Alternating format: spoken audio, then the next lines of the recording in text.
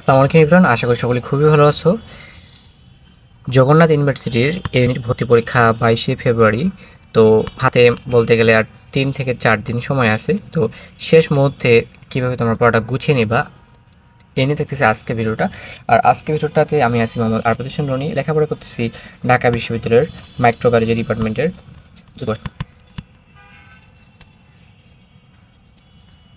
তো বেশি কথা না বলে বেশি দেরি না করে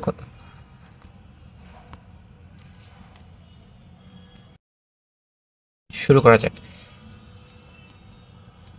তো প্রথমে আমরা দেখে নিই যে কী বিষয়ের উপর ভর্তি পরীক্ষা হবে। যেমন physics, chemistry must be answer করা লাগবে, এবং এর পাশাপাশি বায়োলজি অথবা ম্যাথের পরিবর্তে যে কোনো একটা সাবজেক্ট তোমাকে অবশ্যই অ্যান্সার করা লাগবে, ঠিক আছে? তো তুমি চাইলে বায়োলজি অ্যান্সার করতে পারো, চাইলে হচ্ছে তুমি ম্যাথ অ্যান্সার করতে পারো। এখানে হচ্ছে তোমার ফোর্থ সাবজেক্টের যে বাধ্যবাধকতা ছিল যে ফোর্থ সাবজেক্টের পরিবর্তে এটা দেখাইতে হবে, এরকম কিছু নেই। তোমায় যেটা বেশি ভালো পারো সেটাই অ্যান্সার করা উচিত।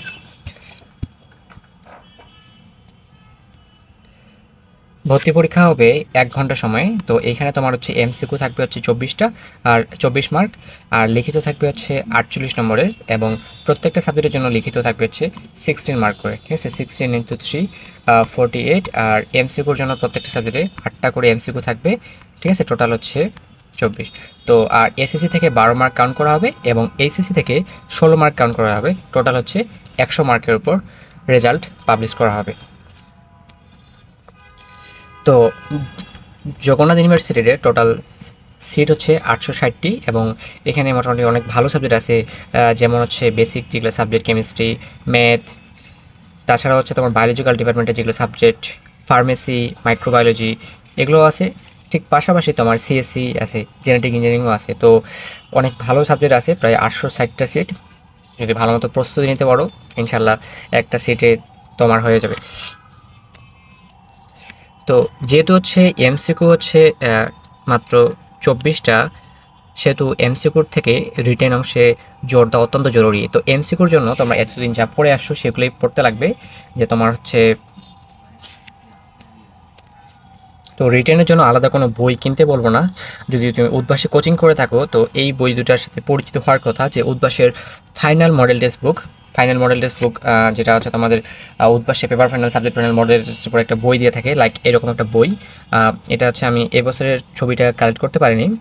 আর এটা যদি না পাও, তাহলে হচ্ছে ঢাবি প্রশ্ন ব্যাংক, যেটা এটাতে দেখবা যে তোমার অনেকগুলো মডেল টেস্ট দেওয়া আছে। আর এই মডেল টেস্টে তোমার হচ্ছে অনেক সুন্দর সুন্দর হচ্ছে রিটেন অংশ দেওয়া আছে, যেগুলো থেকে তুমি রিটেন অংশের প্রস্তুতি নিলে অনেক ভালো একটা প্রস্তুতি নিতে পারবা। তো আবার বলছি যে ঢাবি ক প্রশ্ন ব্যাংকটা যদি কালেক্ট করতে পারো, আর হচ্ছে উদ্ভাসের ফাইনাল মডেল টেক্সট বুকের যে রিটেন পার্টটা, ঠিক আছে, এই রিটেন পার্টের যে রিটেন অংশটা, এটা যদি ভালো মতো প্রস্তুতি নিতে পারো, তাহলে হচ্ছে রিটেন 48 মার্কের জন্য তোমার খুব সুন্দর একটা প্রস্তুতি হয়ে যাবে।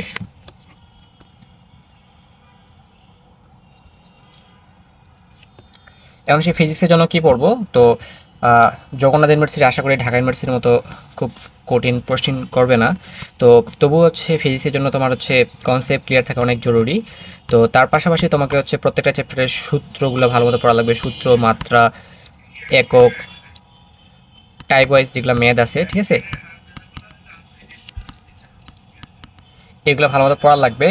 এগুলোর পাশাপাশি তোমাকে হচ্ছে যে ভার্সিটি কোশ্চেন ব্যাংক, যে ভার্সিটিকো, যেটা এতদিন পড়ে আসছো, সেই প্রশ্নগুলো হচ্ছে তোমাকে সলভ করা লাগবে। আর বিশেষ করে হচ্ছে জেএনইউর প্রশ্নগুলো ভালো মতো সলভ করা লাগবে। মানে বিগত 3 থেকে 4 বছর ধরে জিএসটি প্রশ্ন যেগুলো আছে সেগুলো, এবং হচ্ছে জাহাঙ্গীরনগর ইউনিভার্সিটি যে আগে গুচ্ছ যুক্ত হওয়ার আগে যে প্রশ্নগুলো ছিল, এই প্রশ্নগুলো ভালো মতো সলভ করা লাগবে। তো আর রিটেনের জন্য যেগুলো বললাম, যে তুমি হচ্ছে উদ্ভাসের যদি মডেল টেস্ট বুক আর হচ্ছে প্রিভিয়াস প্রশ্নগুলো, ঢাকা ইউনিভার্সিটি 4 থেকে 5 বছরের যে প্রশ্নগুলো আসলো, সেই প্রশ্নগুলো ধারণা নিয়ে তুমি হচ্ছে ফিজিক্সের প্রশ্নগুলো প্র্যাকটিস করতে পারো। তো এর প্র্যাকটিসের জন্য তোমাকে যেটা বলবো, যে উদ্ভাসের যে মডেল টেক্সট বুক, এটা হচ্ছে ভালো একটা অপশন হতে পারে। তো কেমিস্ট্রির জন্য যদি বলি, কেমিস্ট্রির জন্য এজ ইউজুয়াল বলবো যে হাজারি স্যারের হচ্ছে যে এমসিকিউ পার্টটা আছে বইয়ের, ঠিক আছে, যে প্রত্যেকটা চ্যাপ্টারে হচ্ছে 200+ এমসিকিউ আছে, এগুলো ভালো মতো সলভ করা লাগবে। এবং হচ্ছে বিগত বছরের প্রশ্ন যেগুলো ভার্সিটি ক প্রশ্ন ব্যাংকে যে প্রশ্নগুলো যুক্ত আছে, এই প্রশ্নগুলো যুক্ত করলে তোমার হচ্ছে এমসিকিউ পার্টটা কভার হয়ে যাবে। আর রিটেন পার্টের জন্য যে তুমি হচ্ছে এইচএসসিতে যে তুমি হচ্ছে নাম্বার প্রশ্নগুলো পড়ে আসছো, ঠিক আছে, এই প্রশ্নগুলো ভালো মতো দেখা লাগবে।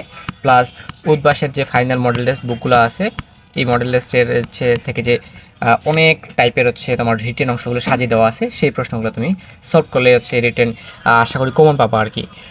তো জৈব যৌগটা ভালো মতো পড়া লাগবে, যেহেতু ঢাকা ইউনিভার্সিটি প্রত্যেক বছর জৈব যৌগের প্রশ্ন আসে, আর কেমিস্ট্রি তুমি তো অ্যান্সার করতে লাগবে, তো জৈব যৌগ থেকে আশা করি 2 থেকে 3টা প্রশ্ন থাকবে আর কি। তো জৈব যৌগ অবশ্যই পড়া লাগবে।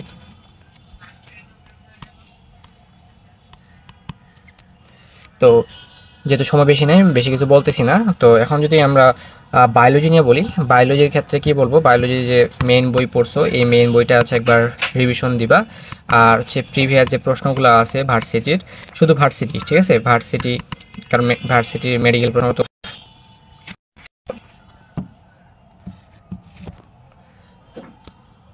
এই প্রশ্নগুলো ভালো মতো সলভ করা লাগবে। আর রিটেনের জন্য তোমার যেগুলো বলছিলাম যে বৈশিষ্ট্য পড়া লাগবে, পার্থক্য পড়া লাগবে, তারপর বক্স যেগুলো আছে, ঠিক আছে, সেগুলো পড়া লাগবে। তারপর অনেক সময় পানির নামকরণ দিয়ে দিতে পারে, শ্রেণীবিন্যাস দিয়ে দিতে পারে। তো দেখো এবার বৈশিষ্ট্য আসে, পার্থক্য আসে, আর বায়োলজির যে বক্সগুলো আছে এই বক্সগুলো থেকে প্রশ্ন অনেকগুলোই চলে আসে। তো বায়োলজি এমনি পড়লেই মোটামুটি কভার হয়ে যাওয়ার কথা। আর ম্যাথের ক্ষেত্রে বলবো, ম্যাথের ক্ষেত্রে তোমাকে টাইপ ওয়াইজ ম্যাথ সলভ করা লাগবে, ঠিক আছে, টাইপ ওয়াইজ ম্যাথ সলভ করা লাগবে। আর বোর্ডের জন্য যেগুলো ইম্পর্টেন্ট ম্যাথ সলভ করছিল, যেগুলো দেখবা যে সালের পর সাল, সালের পর সাল, সালের পর সাল গেছে, এই প্রশ্নটা একটু দেখতে পারো।